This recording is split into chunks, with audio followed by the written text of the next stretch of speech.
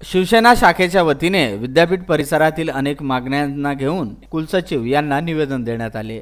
सर्व शिवसेना पदाधिकारी यांनी विद्यापीठ कुलसचिव जवळ जोरदार नारे दिले। कॉन्फरन्स हॉलमध्ये कुलसचिव जयपूरकर यांना निवेदन देण्यात आले। विद्यापीठ परिसरात अनेक पाळीव जंगली जनावरांचा मुक्त संचार असतो, मात्र तेथे जनावरांना पिण्याच्या पाण्याची व्यवस्था नसल्याने कृत्रिम पाण्याने पाणवठे तयार करण्यात यावे। विद्यापीठ मधील कोविड स्वॅब नमुने तपासणी केंद्र शेवटच्या ठिकाणी हलवण्यात यावे। नागरिकांना मॉर्निंग वॉक करिता विद्यापीठ खुले करावे। विद्यापीठ मधील शेवटचे प्रवेशद्वार कुष्ठरोगी करिता खुले करण्यात यावे, अशी मागणी या निवेदनामध्ये केली। निवेदन देतेवेळी शिवसेना सहसंपर्क प्रमुख मोहन श्रीसागर, माजी नगरसेविका स्वाती निस्ताने, शाखा प्रमुख शैलेश डहाके, प्रशांत काळे, प्रतीक डुकरे, संजय तिजारे आदी कार्यकर्ते उपस्थित होते। तर कुलगुरू साहेब भेटले नाही, रजिस्ट्रार साहेब कुलगुरू होते।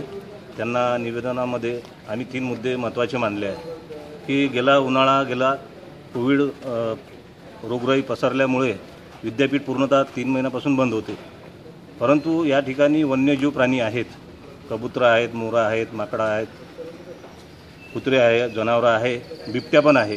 परंतु या ठिकाणी आमच्या हे लक्षात आलं की ह्या 3 महिन्यामध्ये त्यांना पिण्याची व्यवस्था, पाण्याच्या पिण्याची व्यवस्था कुठेही नव्हती व त्यांना अन्न पण नव्हतं। जसं कुत्रा आहे, कुत्र्यांना पोळ्या लागतात, परंतु येथीलच रहिवाशांनी किंवा जे प्रेमी आहेत, प्राणीप्रेमी, त्यांनी ही भूमिका निभवली की इथं येऊन पोळ्या टाकणे। शिवसेनेच्या कार्यकर्त्यांनी पण सुद्धा इथं येऊन पोळ्या टाकण्याचा 3 महिन्यापासून जो कार्यक्रम घेतला, तेच सांगण्यासाठी आम्ही विद्यापीठाला आलो की संत गाडगेबाबांचं विद्यापीठ आहे, मुख्य प्राण्यांसाठी इथं पाण्याची व्यवस्था असली पाहिजे जागोजागी व त्यांना खाद्यव्यय असलं पाहिजे। अशा कोविड ची जी बिमारी आली आहे, तर इथं कुठलाही कर्मचारी नसताना त्या कुत्र्यांना काहीच खायला नव्हतं। आम्ही या ठिकाणी आज या संदर्भासाठी आलो आहे। कुलगुरूला आम्हाला निवेदन द्यायचं होतं। आताच मोहन भाऊंनी सांगितलं की विद्यापीठाचं जे छोटं गेट आहे तिथून आमचे जे कुष्ठ बांधव आहेत, अपंग आहेत, त्यांची येणार जाणार त्या ठिकाणून सतत चालू असते आणि ते गेट बंद केल्यामुळे त्यांना अतिशय त्रास सहन करावा लागत होता।